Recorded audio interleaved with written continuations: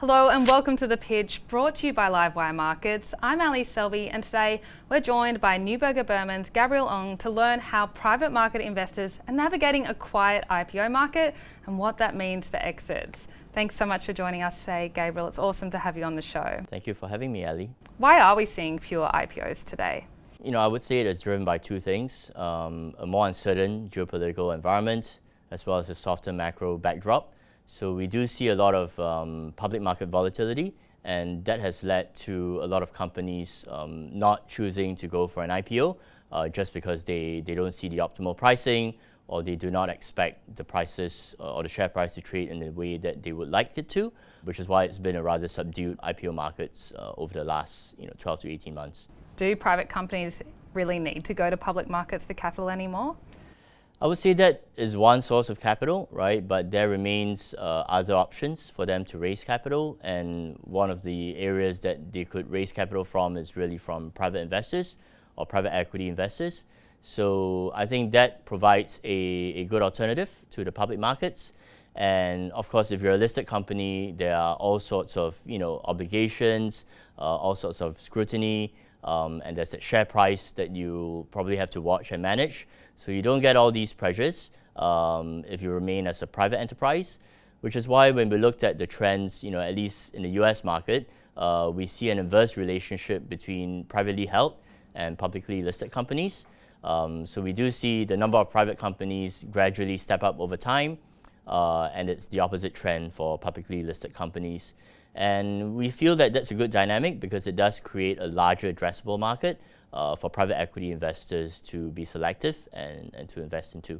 Given the IPO market has been quite quiet, how are private equity firms exiting investments? Private equity GPs or private equity firms tend to have a few tools at their disposal as they think about exits.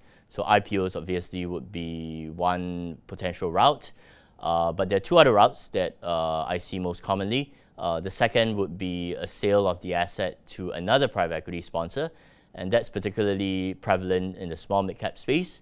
So a lot of these small mid-cap GPs, they grow a company to a certain size and scale, and then they sell it on to some of the larger funds that have to deploy a larger capital and have the capabilities to take this company to the next level of growth. So what we call the secondary buyout or sale to a financial sponsor is another common route of exit. This third route of exit is really a sale to a strategic. So this is where private equity GP grows a company and improves its operations and creates a strategic or scarcity value around the asset such that a multinational company or corporation would acquire the asset from them as a complement or an add-on to their existing business. We see that a lot, particularly in corporates acquiring assets to enter a new market or to acquire capabilities or to acquire a new product.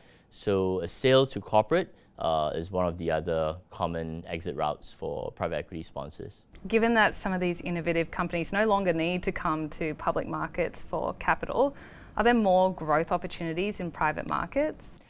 I would see it in a balanced fashion. On one hand, the public markets remain very deep and massive, so I think it still provides good opportunities for investors to get exposure to high growth stocks. But at the same time, we see a massive growth in the private markets as well, just by looking at the size of the private equity AUM and the universe of companies that they have invested into within their portfolios. And ultimately, as a private equity investor, you take on more risk, but the returns and the numbers show for itself. And regardless of whether you're looking at a 5, 10, 15 or 20-year horizon, private markets have outperformed public markets. And this is really us making the case for private markets having a place in investors' portfolio. Well, thank you so much for your time today, Gabriel. It was awesome to have you on The Pitch. Thanks for having me. If you enjoyed that too, don't forget to subscribe to Livewire's YouTube channel. We're adding so much great content just like this every single week.